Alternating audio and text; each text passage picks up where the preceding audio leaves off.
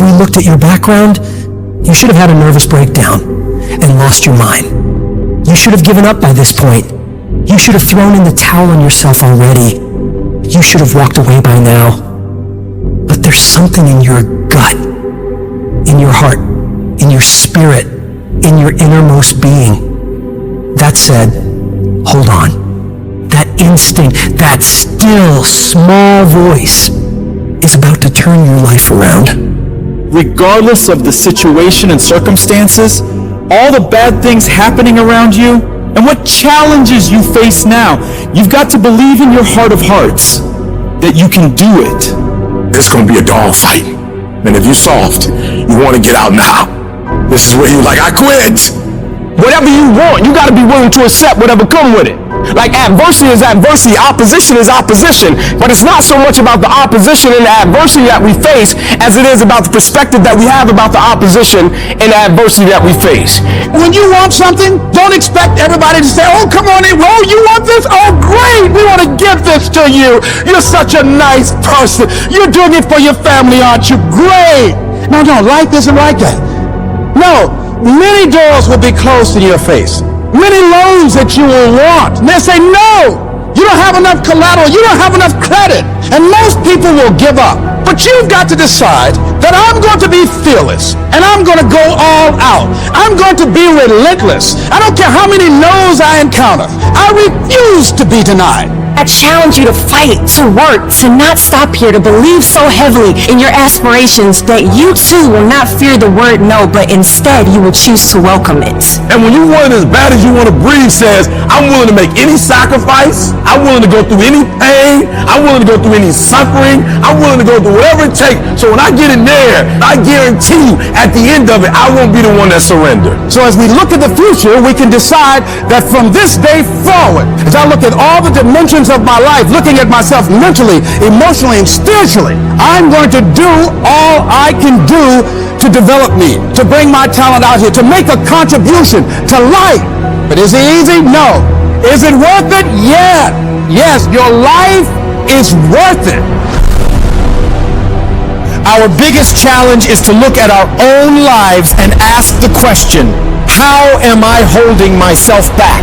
Am I being as creative as I need to be? Am I using every resource I have? Am I turning up every rock to find what I'm looking for?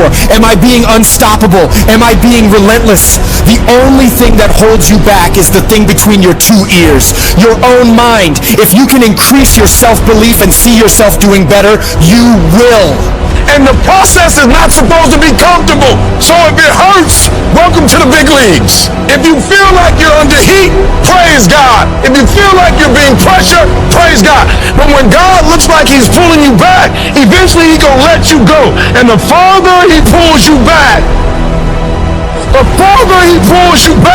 once he releases you, boom. So when life happens, I don't just sit there and cry. I buck back. We've come too far. We've been through too much. We've seen too much. We've had too many victories. We have seen defeat. We've looked defeat in the face, and we've overcome it. We've come too far to give up now. We've come too far to be negative now. We've come too far to start overthinking now. Put yourself in a position where you can't retreat, where it's do or die, sink or swim. Here's what you'll find out. You'll develop incredible swimming skills. You'll find yourself stroking unlike you've ever seen before. Through the inspiration of desperation, you'll become more creative than ever before. Throw your whole self into it. See, most people go at it tentatively. They don't give all their stuff. They don't concentrate. You can't make a basket unless you shoot the ball. You can't hit a home run unless you take a swing at it. Most people won't even take a swing. If you want something, you've got to be relentless. You've got to decide, I deserve this, and I'm going to have it. And you go all out to get it. The spirit of resiliency, the spirit of grit, it's in your DNA. It's in your blood. Overcoming is in your blood. Getting through adversity is in your blood. We need to focus on where we're going, not where we come from and what's happening. You gotta tell life, I don't know who you've been dealing with, but you ain't dealt with me. You gotta tell bankruptcy. You gotta tell divorce. You gotta tell sickness. I don't know who you've been dealing with, but you come up against the wrong one this time. You can be and do whatever you want, and nobody can stop you. Nobody can stop you but you.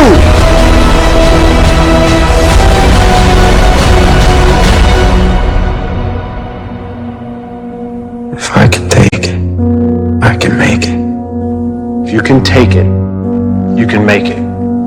If you can just keep believing when nothing in you is working, when all your external forces have given way, if you can just manage to somehow keep hoping, you have a chance.